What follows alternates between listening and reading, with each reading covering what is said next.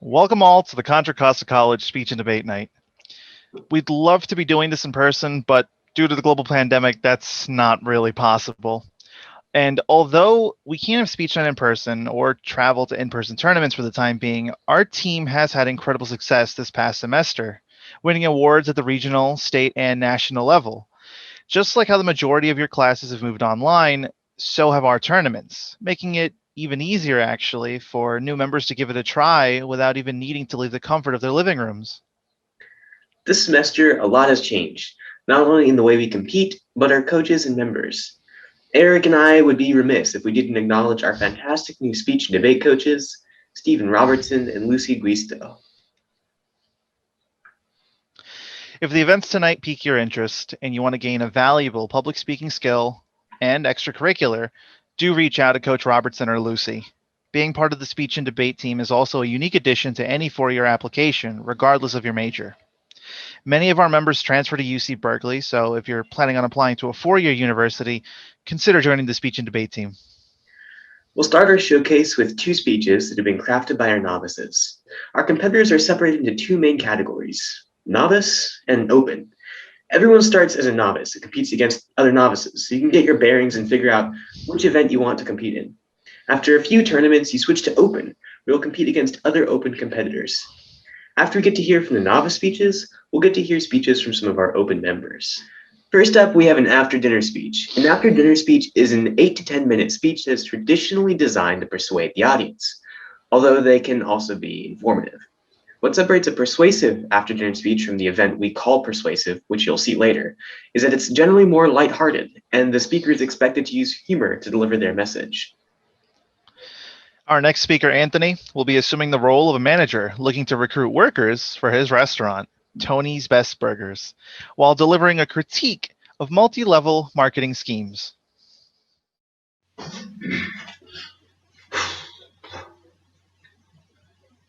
Are you in desperate need of money? Then look no further than full-time employment at Tony's Best Burger. Some of you might have thought I was part of a shady MLM, offering you the chance to sell a product and be your own boss. Ridiculous. Who wants to become the person they hate most?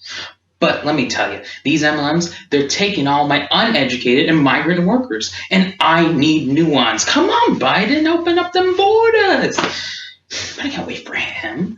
So I did some research on my own, which brought me to the South Dakota Consumer Protection website, which stated that MLMs are businesses that hire people as distributors to sell product to their friends and family. And jokes on those fast food flunkies who fled, because these MLMs, multi-level marketing businesses, bad news. And I don't want you falling victim like those previous employees / current idiots did. Instead, I welcome you to join Tony's Best Burger Squad.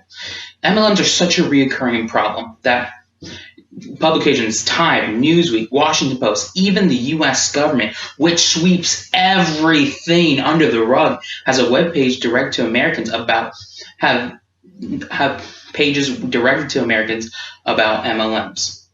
These sources explain it so simply that even I can give you a speech about it.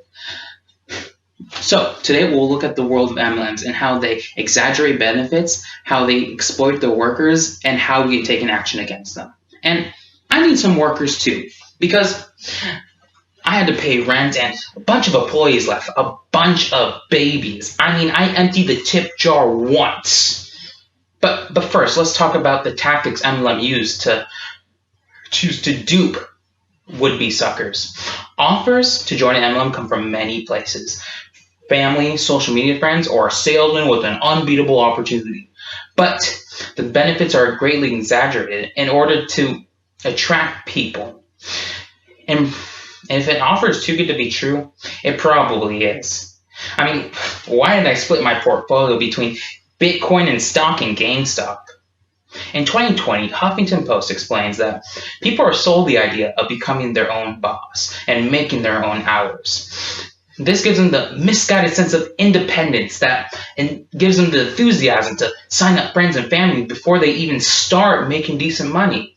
As if Thanksgiving dinner wasn't already bad enough with crazy Uncle Charlie coming in from Cleveland, but now Cousin Freddie's pulling out the catalog of goodies and he's still drooling over the turducken. The Huffington Post goes on. People will sell the chance to be at an MLM, either on the internet or MLM gatherings. Some of these housewife candle pushers manipulate customers by empowering them, only to prey on the customer's fear of being wasted potential. But don't worry, at Tony's Best Burger, we understand how empowerment can deceive, and so we guarantee to never empower the staff. But you can't avoid MLMs just by being antisocial. Business Insider explains that MLM advertisements can take the form of social media posts and pictures of friends on vacation tagged with MLM names, trying to attribute their luxuries with the profit making at the MLM. Looking at the numbers, we'll see that this isn't possible. These lying Facebook friends, they're just trying to entice you to join their MLM. Yes, I said it. People on the internet lie. Listening on to the secret mic signs installed in the locker rooms, I know social media is swaying people towards MLMs. But let's look at the ramifications of buying into MLMs. An MLM makes money off of distributors failing to sell product. An MLM named It Works, which sells beauty and nutrition products, released its 2019 income disclosure statement, which reported that 85% of distributors make an average of $48 a month. Like a good day working at Tony's for $6 an hour. But it doesn't reveal how much money the distributor had to pay the MLM. Yes, you heard me right. To work for the MLM, you have to pay them? When you consider buying products and marketing material, most of these distributors fall into the red. And honestly, you can't make good money when you're sharing all your profits with the people who hired you. The Federal Trade Commission, those hacks, have this website explaining that when distributors realize they can't make enough money by selling product, they move on and try to recruit people and make commission off of them. But there's only a finite amount of people. Sure, a small group of distributors can make good money, but once there's no one left to hire, then there's a large group of distributors with no one under them. It's a business model that unfairly distributes money based on how long the distributor has been with the company. But it's profitable for the people on top, so why would they care? They just have another distributor to sell products and marketing material to. Honestly, MLMs wouldn't be such a big deal if people just gave up. The Washington Post explains shines a light on the underhanded tactics that distributors will use to continue selling product. There are accounts of distributors sending spam emails and claiming their products could cure cancer. As if products could cure cancer. I mean, these people are probably thousands of dollars in the red and doing anything they can to get that money back. So how do we avoid falling victim? Don't join an MLM. And you guys know that. But for those who do not get to hear my amazing speech, there is hope for them. There is a process to help people out of MLMs. First, as discussed by Vice in 2018, to help someone get out of the MLM, you have to stay positive about the company. Any argument about the business model can drive the loved one closer to the MLM brethren because all their distributor friends told them that haters are just going to attack the company. Sometimes you have to lie to help people. Like when I tell my wife, "Oh, you definitely don't look fat in that dress." Second, the 2011 paper, The Case for and Against Multi-Level Marketing, MLMs, encourages you to keep track of the profit made by this distributor. Distributors get so wrapped up in selling product that they neglect to compare revenue to expenses. And once you explicitly show the loss that they're having, it will plant a seed of doubt in their mind that will persuade them to leave. Third, once the distributor decides to leave, it's important to file a complaint with the FTC because, according to Forbes, in 2020, the FTC warned 16 MLMs to remove claims that their products could treat COVID-19. False claims is one way MLMs attract people. So by filing a complaint with the FTC and bringing attention to it, it can prevent others from falling victim. Even complaining to social media helps. In 2020, The Atlantic reported that TikTok is the first social media to prohibit MLM advertising. The first social media to implement this necessary change is the one dominated by dancing tweens. But change is good. And now that we're all free from the MLM dream, it's time to accept reality at Tony's Best Burger. Today we've uncovered the world of MLMs and how they attract people, how they take money from people, and how we can act against them. According to Forbes in 2020, people are losing $3,000 to $7,000, devastating their lives. If an offer is too good to be true, it probably is. So stay away. But I can assure you that any offer to join Tony's Best Burger, home of the deep fried liver burger, is never too good to be true. Next up, we have Marissa, who will be doing a prose interpretation, which is an interpretive performance of an established work that is designed to tell a story. Marissa has chosen the piece on interpersonal boundaries in academia.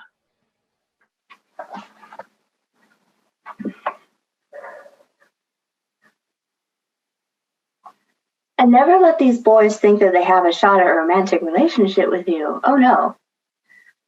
The moment they stop seeing you as an apprentice and start seeing you as a woman, you're in big trouble. That's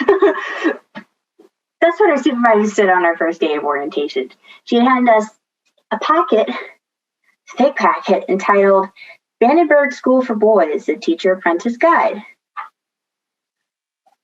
And there were certain rules I had to follow, such as no texting, calling, or messaging with any of the students. No touching the students in any way, and no relationships outside that of student and apprentice. She said these rules apply to everyone, but I could swear she said that she was looking right at me.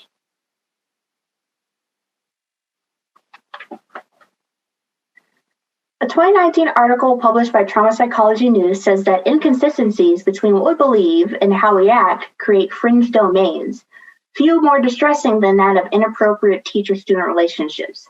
Those instances of sexual assault of minors by educators like substitute teachers, assistant coaches, and in this case, young teacher apprentices. Unexpected cracks are formed in our so-called steadfast beliefs, through which perceptions can change on a dime. Teacher-student relationships happen more often, and perpetrators can get away with it. Author Corinne Sullivan explores such a fringe case with her naive character Imogene Abney, who finds herself on the wrong side of growing up in indecent.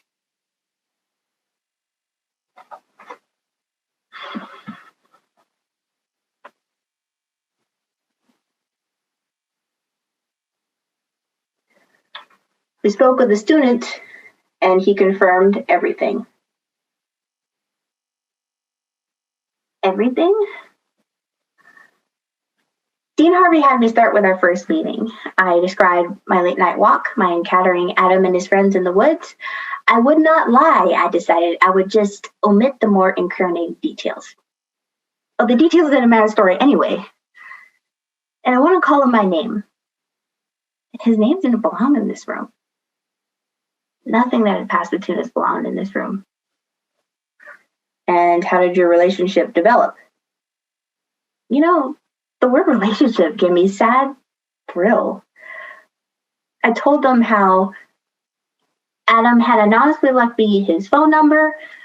Curiosity prompted me to contact him, and I stopped when I realized it was him. And you continued to message a student once you realized they were, in fact, a student. I told them how he kept on texting me. He wouldn't stop. It seemed suddenly comically obvious to me. It wasn't my fault. He pursued me. Couldn't they see that none of this was my fault? From there, I went on to how he had showed up at my doorstep uninvited. I'd done nothing to encourage him. It was him. It was all him. Did you ask him to leave? I tried to. I did, but he wouldn't. Did he threaten you? No. I realized as I spoke, I'd never told this story before. I never had the audience, the interest. It may not have been the audience that I saw, but it was thrilling, nevertheless, to finally get to say it all out loud. From there, I went on to the kiss and how it happened again and how eventually things became more intimate. I left out the visits to his dorm, the extent of our intimacy, the unnecessary sort of details. All I needed to know was that Adam Kipling had wanted me, had worn me down. I'd been helpless to resist. And you never harass a student. Harassed? Yes, sent multiple text messages, showed up at his dorm room uninvited, hung around his residence hall. Oh, I was going to be sick. Was this what he told them? Surely he could have made it seem like Miss Abney. Why wasn't it harassment when he did it? Why was he allowed to show up at my doorstep and that wasn't harassment? I didn't do anything. We're just trying to find the best solution to a problem. What'd he tell you? What? Is he going to file a restraining order? Am I going to get arrested? Oh my God! Oh my God! The injustice! Oh, don't threaten to choke me. I couldn't be left with all the blame. I wasn't the one to be blamed at all. Imogene, why don't you take a step outside for a few minutes?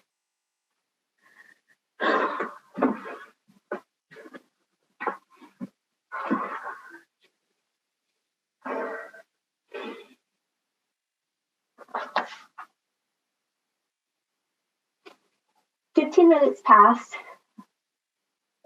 before they called me back into the room.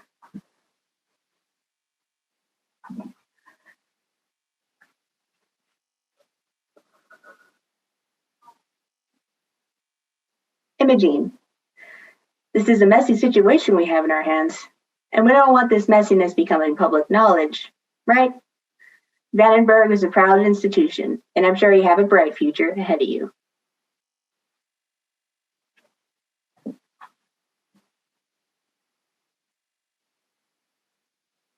A word popped into my head then. A word I'd never once connected with myself, but had nevertheless been implied by everyone's eyes and tones and stares ever since this mess with Adam Kipling had begun. Pedophile.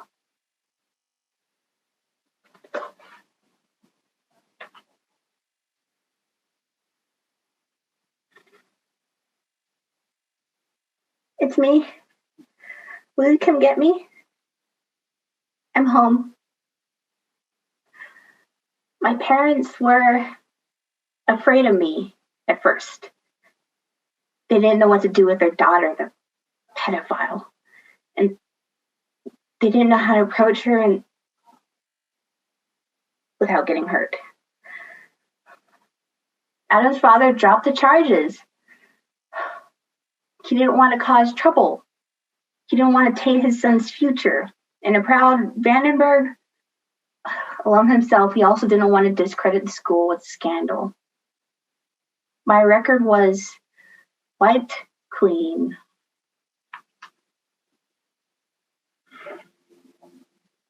Look, I know I'll never hear from Adam again. I spend a lot of time thinking of things I'll say to him if I could. Largely the things I want to say are angry, resentful,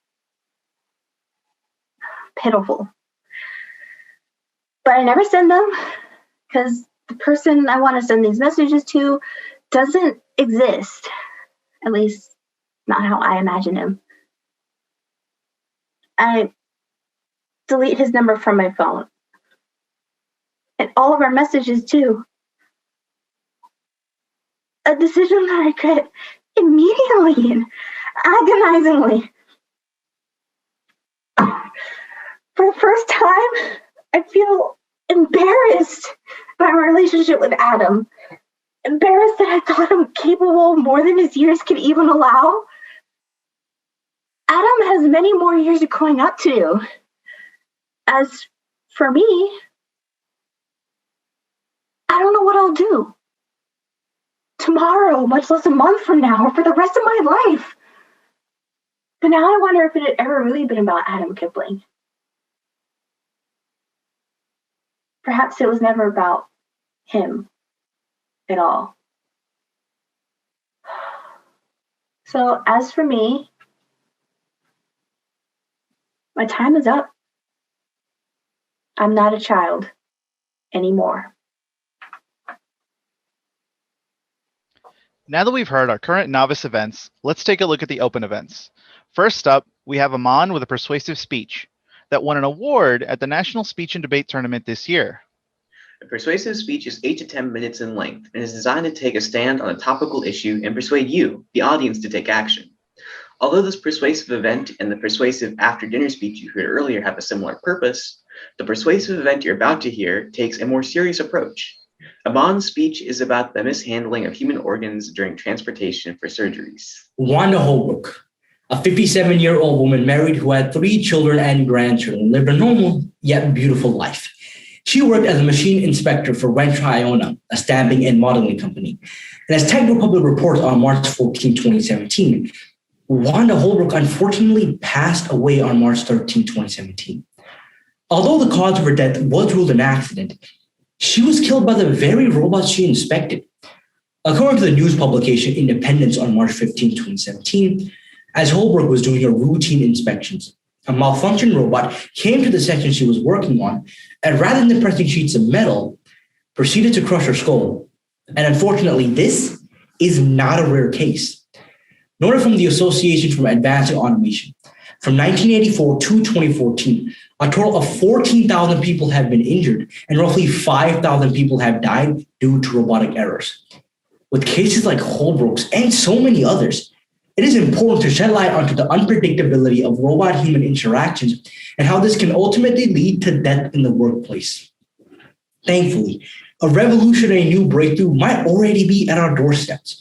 Professor Gordon Cheng and researchers at the Technical University of Munich have recently created artificial skin that allows robots to feel and respond to their environment.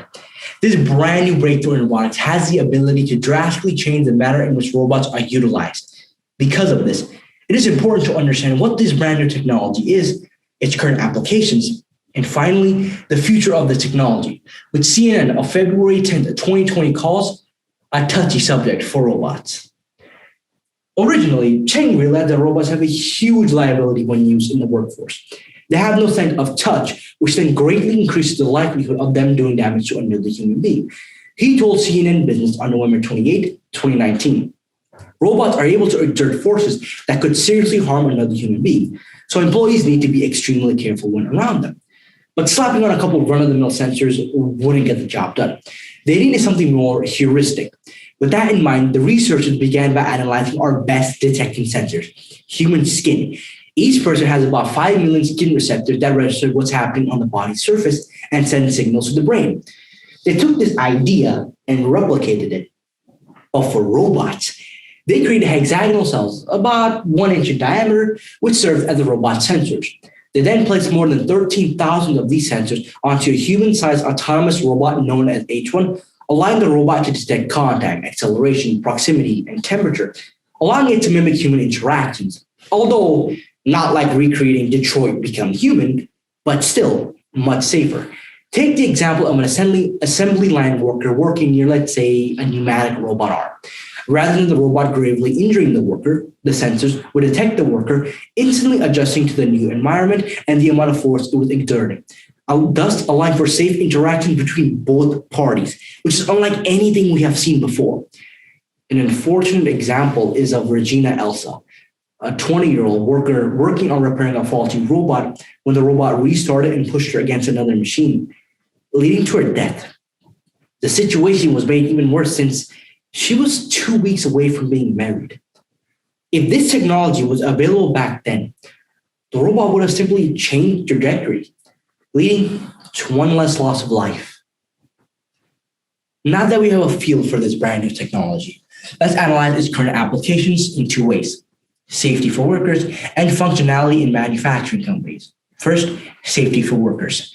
As previously mentioned, 14,000 people have been injured and roughly 5,000 people have died due to robotic errors.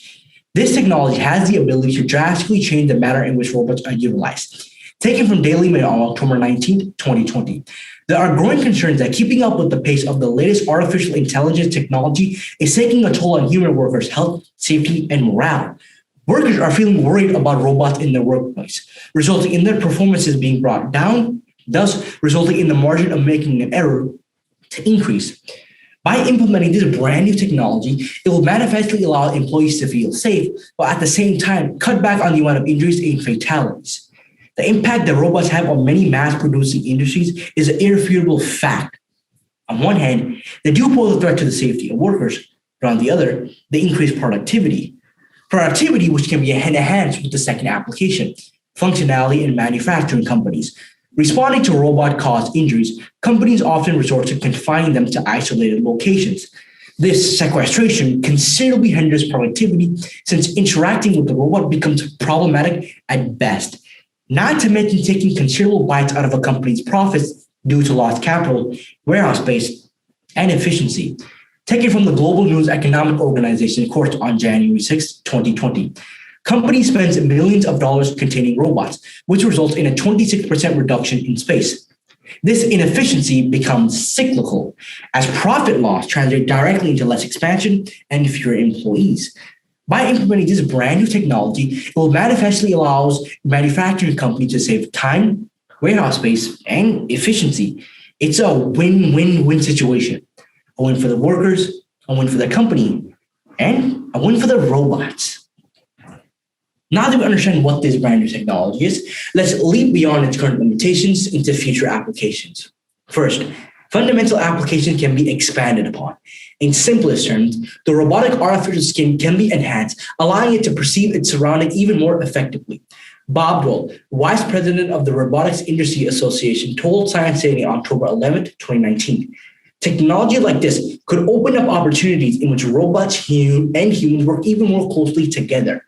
Additionally, according to the International Federation of Robotics, manufacturing companies use roughly 85 industrial robots per 10,000 employees. Moreover, the same report predicts that the global supply of industrial robots will increase 14% just this year. But by far, the most important is the fact that this is laying down the foundation for robots to be taken to the next level. This can be used as a stepping stone to allow other scientists to enhance upon, leading to amazing new technological developments in which robots and humans work side by side in operations such as caregiving, surgical operations, handling tasks which are well beyond the current limitation of robots. However, it's not all sunshine and daisies, and there are some obstacles that must be overcome. The biggest being computing capacity. According to the Technical University of Munich, computing capacity has always been the biggest obstacle. Previous systems were quickly overloaded with the data from just a few hundred sensors. The scientists need to make an extreme change to the way they are going to compute all the information being received. And even if these changes are made and the device reaches its final stage, are corporations willing to accept this new device? A corporation is willing to take the step in changing a process that has been in place since 1961 when robots first started working with humans? In order for this technology to be successful, it needs to be approved by the big corporations, which evidently will either drive this to new heights or sink it to the floor. So today, We look at a brand new piece of technology that can revolutionize the face of mass manufacturing, the robotic artificial skin. We analyze what this brand new technology is, its current applications, and finally, the future of this technology along with some implications. Industrial robots have brought a new age of production, development, and innovation, but it's also brought issues that must be addressed. The death of Wanda Holbrook and Regina Elsa was a tragedy. Thankfully, with the help of Gordon Chang and his team, we can save the lives of thousands of factory workers. Hollywood has always told us that robots starting to feel the world around them will lead to the extinction of humanity. Thankfully, with the help of Gordon Chang, we can save the lives of people like Wanda Holbrook and Regina Elsa, making our fate for ourselves. Next up, we have Taylor, who will be performing a programmed oral interp, which it's an 8 to 10 minute dramatic interpretation of several pieces of already published material that form a coherent story or message. In the case of Taylor, her POI is about bi-erasure.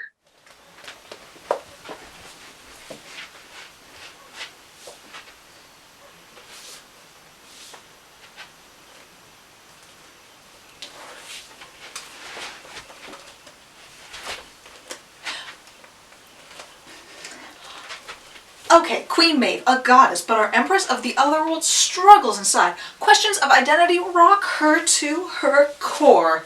Until she meets Elena. The connection is instantaneous, all-consuming. A sweet, sapphic love blossoms, raising Maeve's confidence and revealing her own inner truth. She's gay, and it's okay. It's powerful. She's more than just a superhero now. She is a symbol. Representation matters. She is #brave Maeve. I'm not going through a phase. Using it as a stepping stone. More likely to cheat on you. Just greedy. Secretly actually gay. Secretly actually straight.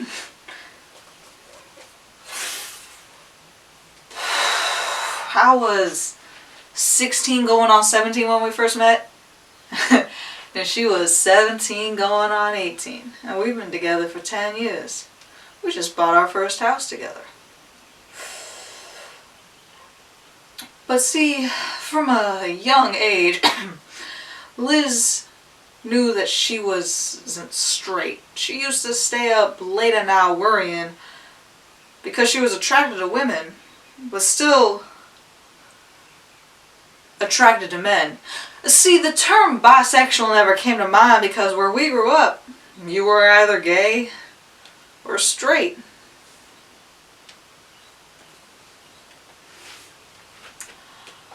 Author and LGBTQ+ activist Dr. Deshane Stokes once said that it's amazing how eye and skin color can come in a variety of shades, but many people still believe that sexuality is either gay or straight. In fact, according to GLAAD's website, bisexual erasure is a pervasive problem within the community, where the legitimacy of bisexuality is either questioned or outright denied. Something I myself have experienced firsthand, because I am in a 9-year heteronormative relationship. And as a bisexual woman, I have to explain myself, and I'm questioned every day because of that. So with the poem, A Brief Note on Biphobia by Trista Mateer, excerpts from Season 2, Episode 5 of The Boys, They Just Don't Buy It by Joy Muhammad, and Straight Guy reveals how his own prejudices came out with his bisexual girlfriend by James Matthewson, a program on the harms of bisexual erasure and to stop questioning us.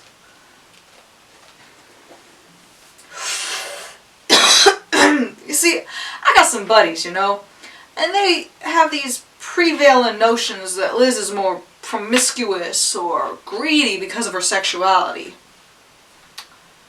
And this was driven home 3 times on social media, in my friendship group, in sex ed classes, that the woman I loved, who has the world at her fingertips, would never be considered truly normal if she wasn't completely straight.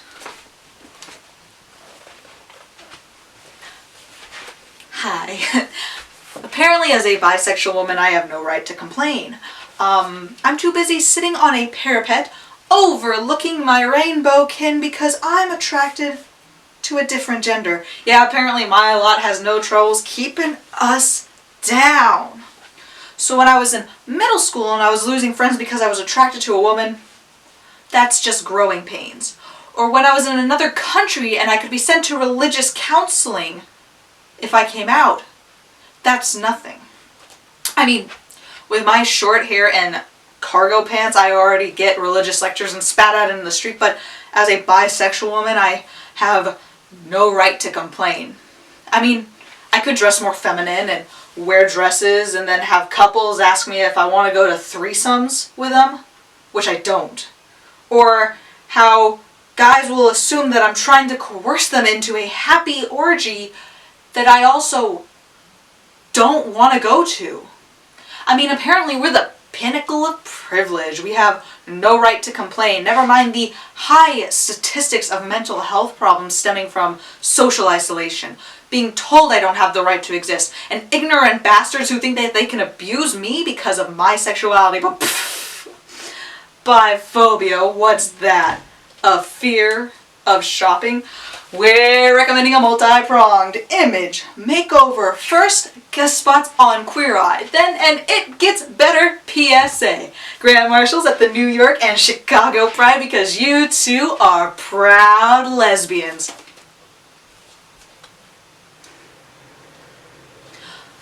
You know Maeve is bi, right? Yeah, but you see, we think lesbian is a bit of an easier sell, a bit more cut and dry. See, Pew Research states that when people see two feminine women together, it sends a problematic message. This isn't penthouse forums. See, Americans like a clear-cut gender role society. Think Ellen and Portia. I'm not inherently also polyamorous, promiscuous because of my sexuality, always into and up for threesomes, still trying to make up my mind, attracted to all genders equally, attracted to everything that moves, because my sexuality revolves around a pair of floating, weighing scales, where I have to measure every gram of sexual fluid just to be balanced in the center of the Kinsey scale. Apparently, as a bisexual woman, I'm always up for it, which means my vagina stretches wider than the TARDISes of Galfrey.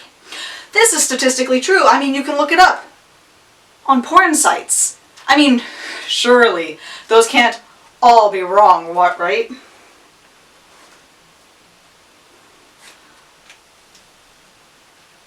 It's like they think I can't make up my own mind. That because of the colors of my flag, I'm only attracted to those along the binary scale. That it's like when you marry a blonde but you can't find brunettes any more attractive.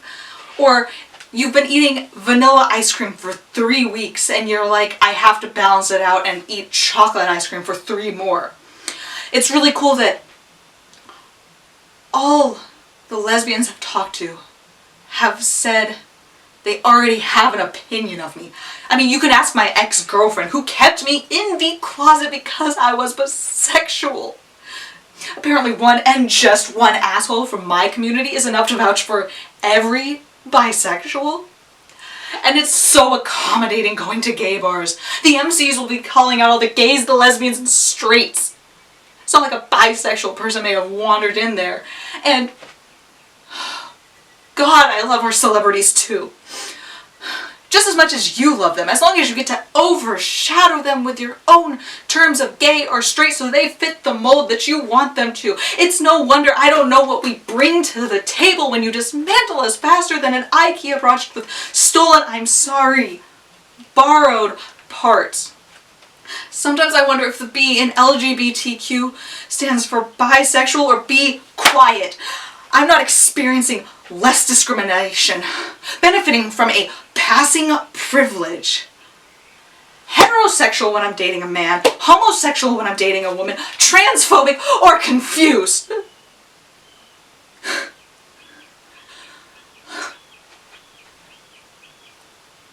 But I am tired.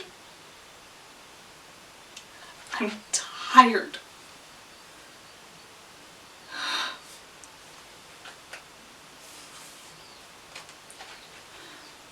Thank you.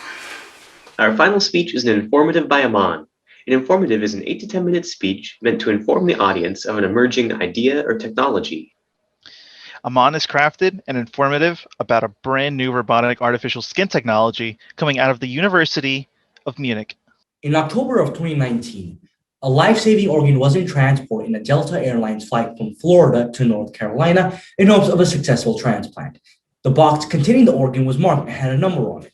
And while it was on its way to an urgent connection flight in Atlanta, a Delta Airlines employee saw the package, but proceeded to toss it aside for another flight, clearly not aware of the urgency the package possessed.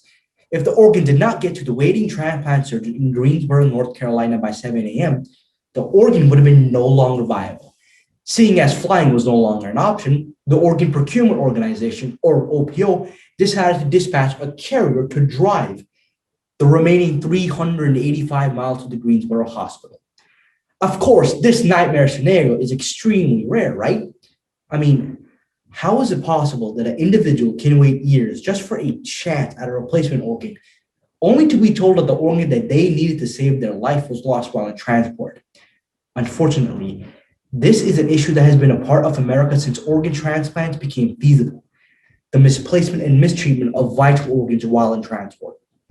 Because of this, it is crucial to understand the problem, causes, and solutions to what CNN of February 12, 2020 calls an issue that flew right over our heads. The problem is simple to understand. In the United States, there is a severe lack of care towards organs during transportation. This should not be the case in any country, let alone America. According to the American Transplant Association on March 27, 2020, more than 100,000 Americans are waiting for a transplant per year. Additionally, according to publicintegrity.org on April 17, 2020, every 10 minutes, a new name is added to the national waiting list for an organ. With the amount of people requiring an organ increasing, the level of care should increase as well. Unfortunately, this is not the case. Imagine going through the extremely emotional, physical, and mental challenges that come with having an organ that does not function properly. Then, as your health continues to degrade, being put on a waiting list, wondering if you'll ever get a chance at a replacement organ. Just then, defying all odds, your lucky number is chosen, only to be told that the organ that you needed to save your life was lost while in transport. According to Kaiser Health News, from 2014 to 2019, a total of 540 organs could not be transplanted due to errors made in the transportation process.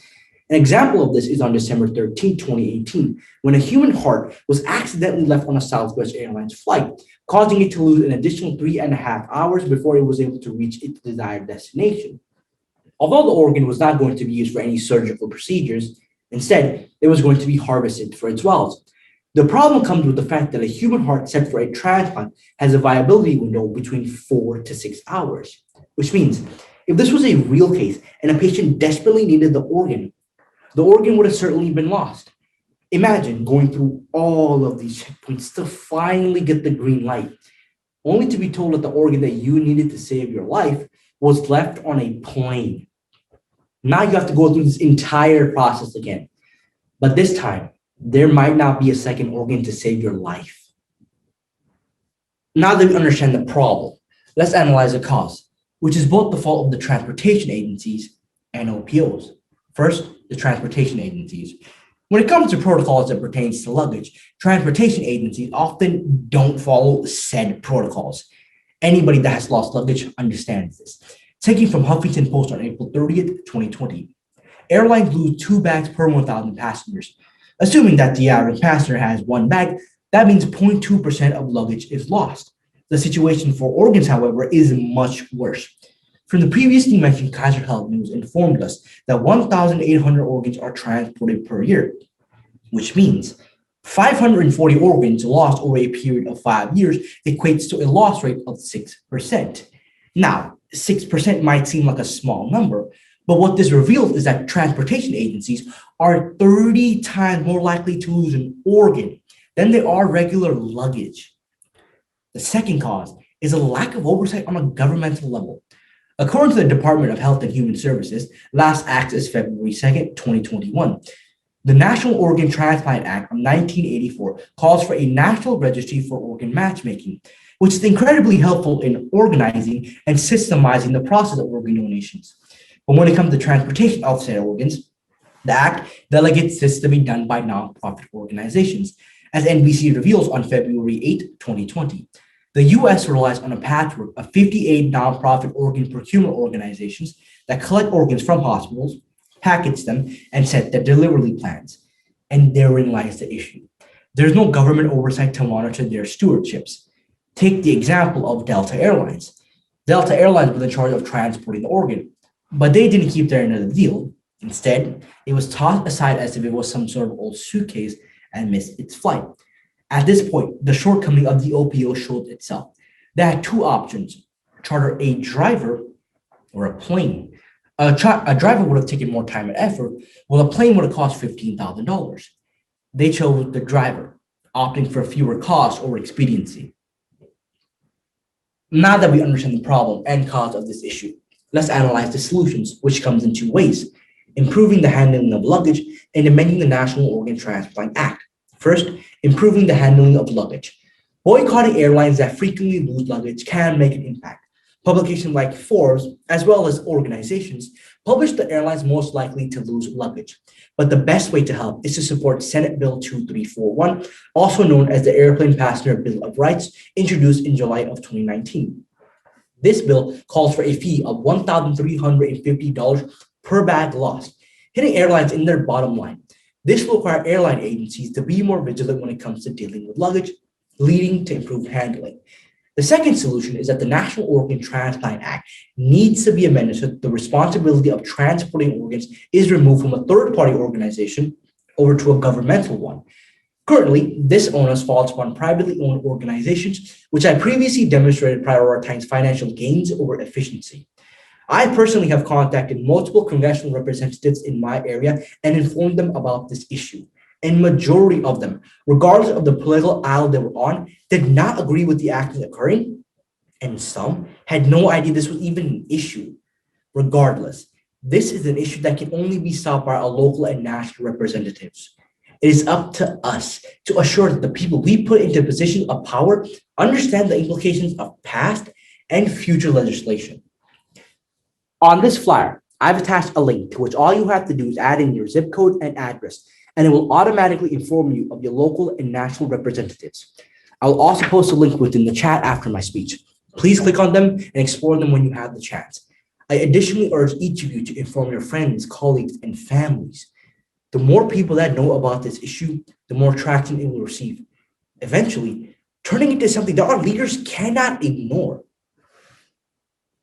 So today, we look at the poor treatment of organs during transportation, an issue that has been running rampant in America since organ transplantation turned from fiction into reality. We analyze the problem of mistreating organs, the cause of such oversight, and finally, solutions to an issue that affects more than 100,000 Americans per year. 100,000 lives that could easily be saved if a box was correctly put on a plane. The process of receiving an organ already has so many difficult obstacles that must be overcome. The successful completion of bringing an organ to the hospital should not derail all that effort. The life-saving organ that missed its connecting flight in Atlanta was in such a situation. Fortunately, the driver was able to get to the Greensboro Hospital, but with a mere 46 minutes to spare. Now, it might have worked this time.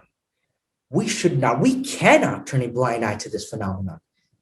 We would never again want to hear how a life was lost, not due to some sort of terrorist attack or incurable disease, but to a missed flight or lots of traffic. With a little bit of effort, such situations are completely avoidable. You may be wondering where the debate in speech and debate is. Traditionally, our team has only done speech events, which we refer to as platforms. However, with the addition of our new coaches, who are incredible debaters themselves, we now offer two types of debate, IPDA and Lincoln Douglas. Our final event for tonight will be an IPDA debate.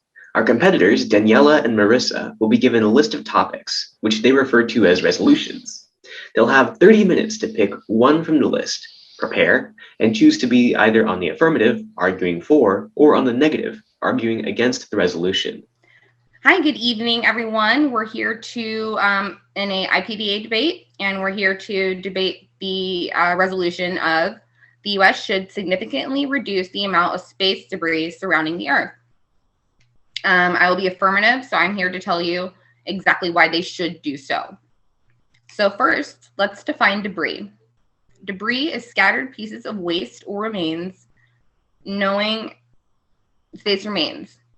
Knowing this, space debris cannot be good for space and perhaps our planet.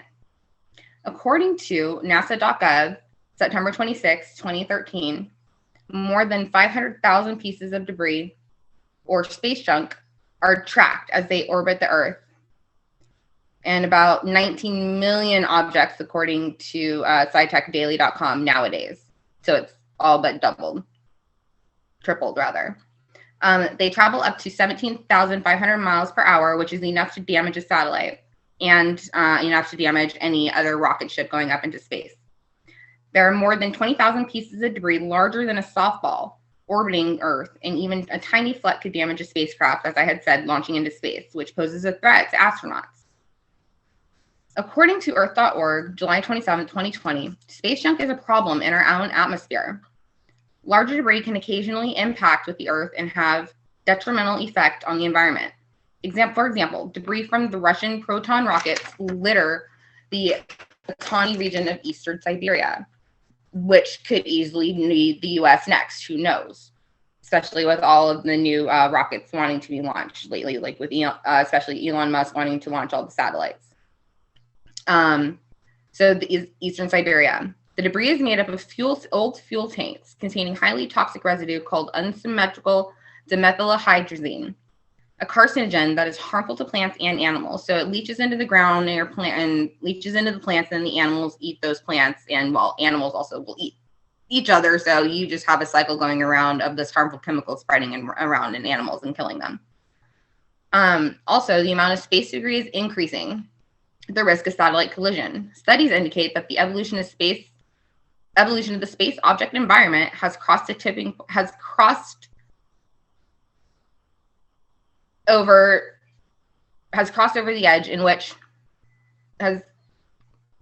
we may not be able to take it back from. However, this is what we're trying to do, which I will talk about later. And there are more collisions causing uncontrolled population growth of space junk. It's in the interest of mankind to preserve space for future generations.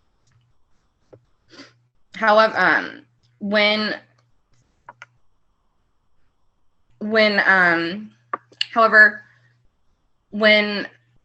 I can't read my own writing, I'm so sorry, everyone.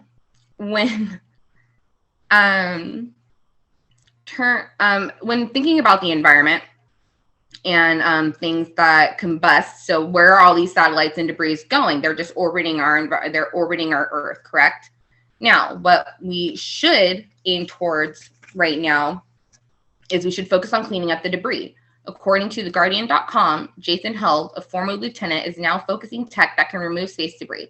This device is called Dragon, a yo-yo-like device that weighs just under 100 grams and can be attached to the spacecraft and satellites.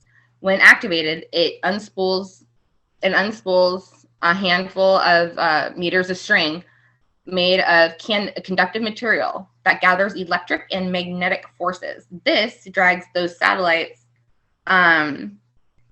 to the device and then into the Earth's atmosphere because it resonates with the Earth's electricity within the Earth's atmosphere. And Dragon will be tested later on this year. Why do we need tech like Dragon?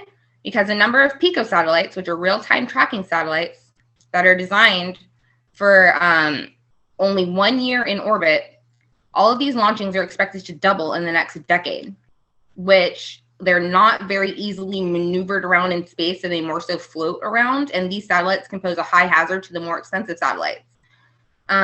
These satellites, however, are gaining commercial momentum, and this adds to the amount of space junk. All the more need for devices like Dragon to capture satellites at their year's end and dispose of them properly within our atmosphere. And then when you think about it, yes, let's see if there's harms to burning up satellites in our atmosphere. Well, in short, yes, there are noxious chemicals that are released in the atmosphere, according to Earth.org. However, these levels are negligible in amount. So there's really nothing, there's so little they can't even measure it. However, this outweighs the cost of space debris. According to SciTechDaily.com, space debris is expensive and will only increase. The report states space debris protection and mitigation measures are costly to satellite operators, but the main risks lie in the future. If the generation of debris spins out of control, it will render certain orbits unusable for human activities. So forget mining for asteroids for all those precious space metals that we so desperately need. And that's why you should vote for affirmative. Thank you. Okay, so we'll do a little bit of cross-X. So what I'm gathering is that your plan is to like make the space debris burn up in the atmosphere. Is that your plan? Yes, at the end of the day, it's to use this new technology and invest in the new technology rather than invest in to invest in this technology to clean up the satellites and space debris surrounding the Earth.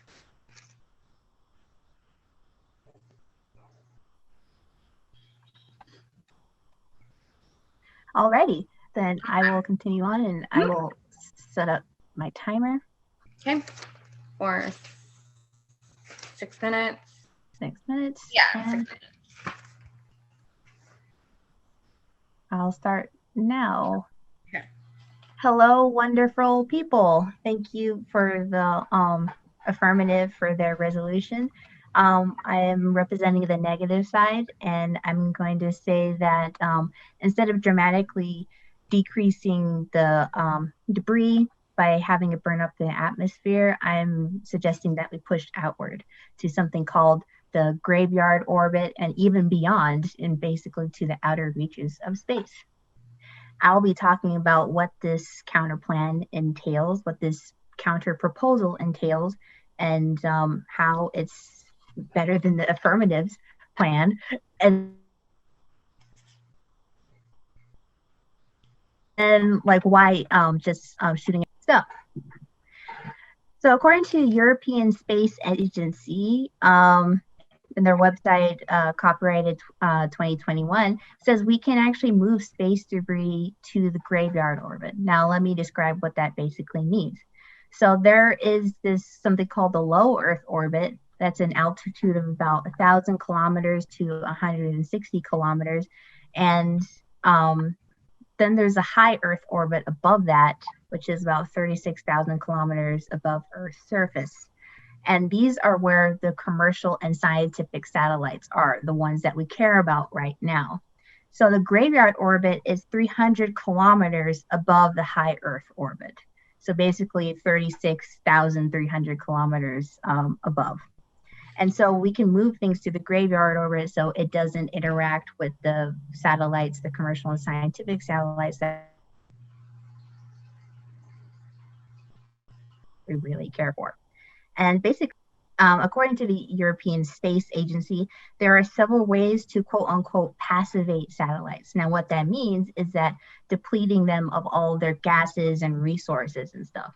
It involves like depletion burns of the fuel and pressure venting, getting the pressure that's inside of the debris out, and discharging of the batteries. And so this can be a 2-in-1 in that we get rid of all those materials that can be damaging inside the failed satellite or the debris junk.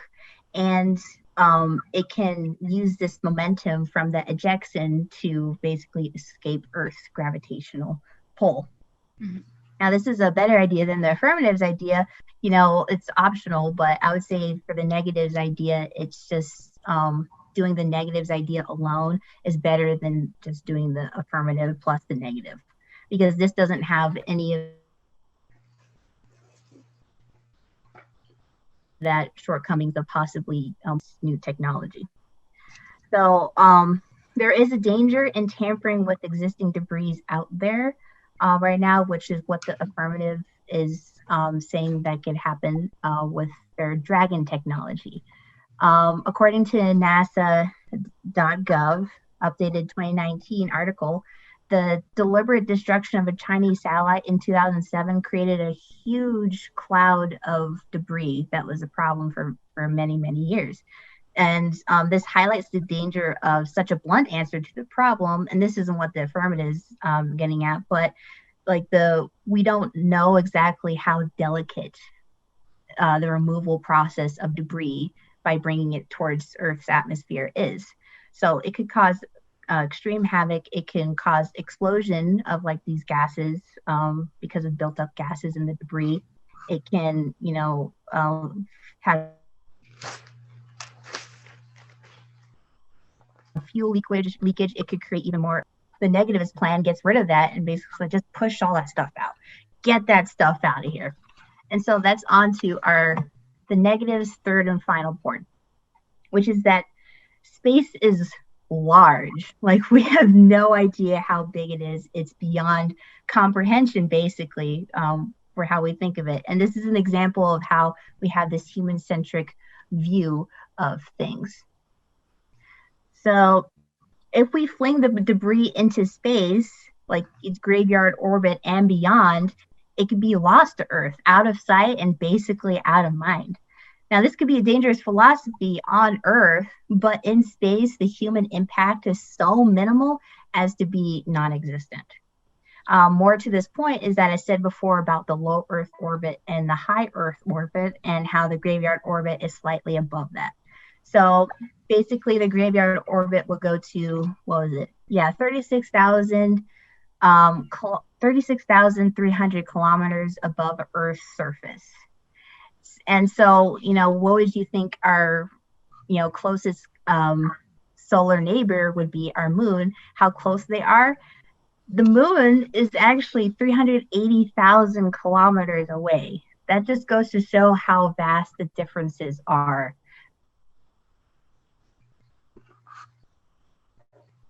36,000 kilometers, which is the graveyard orbit, to 1,000 kilometers. It's very large. So if we find a way to fling out use the pressures and use the fuel to eject the debris out into the orbit, we won't have to worry about third-party tech. We won't have to have extra devices. It clears up the space junk, and further out they go, easier it will be for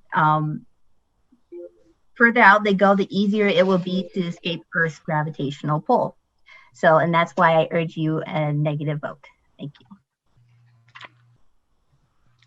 Alrighty, I'm gonna go ahead and start my 3-minute rebuttal, starting now. Okay, so my partner just would like to shove everything out and get everything outside of Earth's atmosphere. Let's just move it a little bit, yeah? Okay, well, awesome. However, it's still sitting there. See, what I'm trying to solve for is something that can get rid of the problem now and address it and therefore future generations will still be able to explore all of the parts of space starting from Earth's atmosphere and out, instead of having something dangerous floating around in Earth's atmosphere constantly.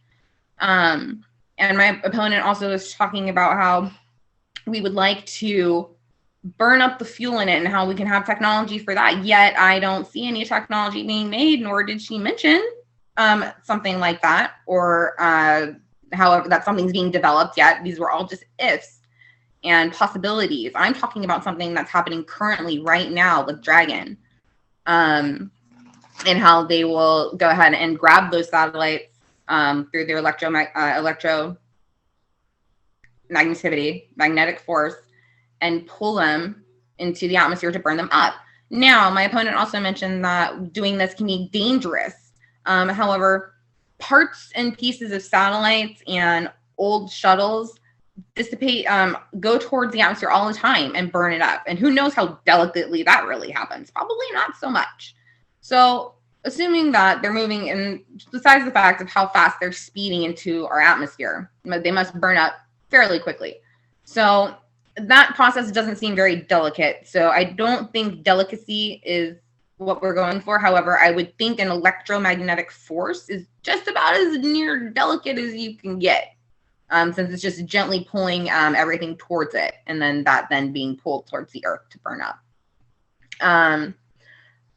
So I just want to go and reiterate my point that if we keep putting space debris up in space constantly, consistently, then we're going to remove the future generation of, if space debris basically is expensive. It'll just keep increasing towards the future, let alone, as I had said before, Elon Musk wants to launch thousands of satellites up into orbit. And that's just adding to the amount of space junk that could happen, let alone when those get up into orbit, those could chip already, creating more and more space junk. So the problem just keeps happening over and over again.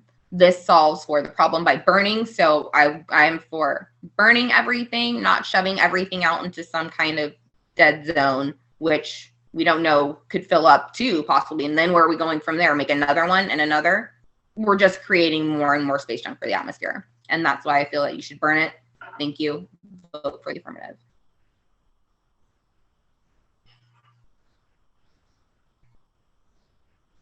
Okay. All right, I will go into the negative rebuttal. Okay, so they say that the affirmative says that they need to get rid of the problem now, and I have to, disagree that that kind of tenacity can create more problems than it solves, i.e. the China satellite debacle that happened 13 years ago about, and that the E&M kind of seems delicate. And this is, mind you, from what they're saying and from the way I understand it, is that this is like one example of like a tech that can help. And I think we need more than just one tech. We need like a whole concept, an idea, a process behind, the technological discoveries that we'll make in the future. And so that's the negatives plan, is to get the stuff out there. And I'm not saying like we move the stuff kind of periodically and that we kind of push the boundaries, and then eventually the debris will get out there, so much that the gravitational pull of the earth will be weak. And then so like a minor expulsion of air or fuel or batteries or, whatever is part of the the fuel source of the debris can eject it out into space and just go, just bye. See you. We're never going to see you again. Now, the affirmative did mention the exponential increase of satellites, and I don't think that's a bad thing. If we don't do the negatives plan, then that would be a bad thing. But the increase of satellites helps technology down here. And basically, we can have an increase of satellites as long as people adhere to principles of passivation that I had talked about before, which is depleting the stuff of its resources.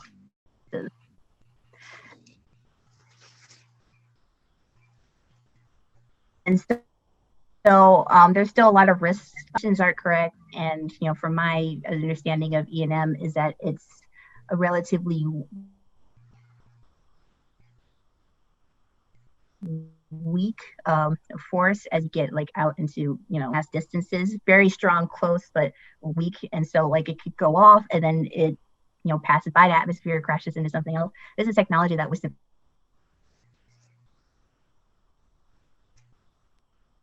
to where it doesn't even know humans exist. Like we are the only ones who know exist. So just fling the stuff out there and it will be okay. And so that's why I urge in a negative ballot. Thank you. Okay. And then I have my last 3 minutes. Okay, I'm going to go ahead and start that now, where I summarize everything up and tell you why I'm right. Here we go.